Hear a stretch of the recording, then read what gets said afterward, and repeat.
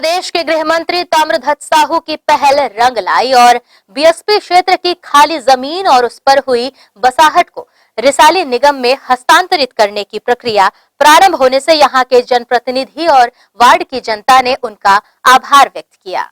रिसाली निगम की सौगात देने वाले प्रदेश के गृह मंत्री ताम्रध्वज साहू रिसाली निगम की आवश्यकता का भरपूर ख्याल रख रहे हैं। निरंतर विकास की गति को आगे राज्य सरकार की पहल से बढ़ा रहे हैं। यही कारण है कि कई वर्षों की समस्या का समाधान भी हो रहा है। रिसाली क्षेत्र के स्टेशन मरोदा मोहवारी, नेवई, जोरातरई जैसे बीएसपी के अंतर्गत आते थे, जिसके कारण विकास कार्यों के लिए इस क्षेत्र की जनता को बीएसपी पर निर्भर होना पड़ता था।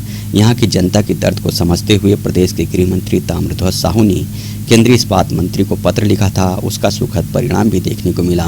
इस क्षेत्र के पूर्व पार्षद नरेश कोठारी ने इसके लिए उनका आभार भी जताया है।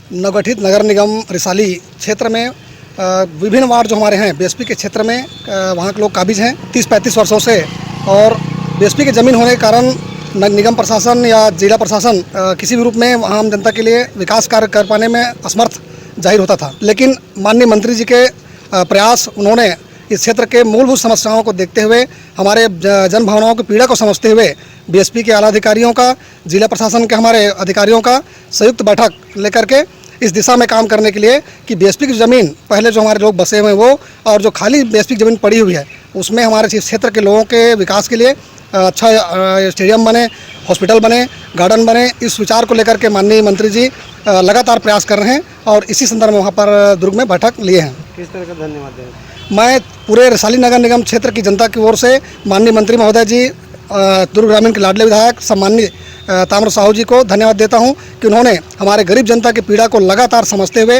नवगठित नगर निगम का निर्माण उन्होंने किया। उसके बाद लगातार विकास कार्य के लिए पैसा उन्होंने नगर निगम में दिया, और अब हमारी सबसे बड़ी जो हमारे क्षेत्र की जनता की समस्या था, ज़मीन का मामला जो बीएसपी के अधीन था, उसे राज्य शासन को सौंपने के लिए लगातार उन्होंने काम किया है और लगभग सफल भी हो गए हैं।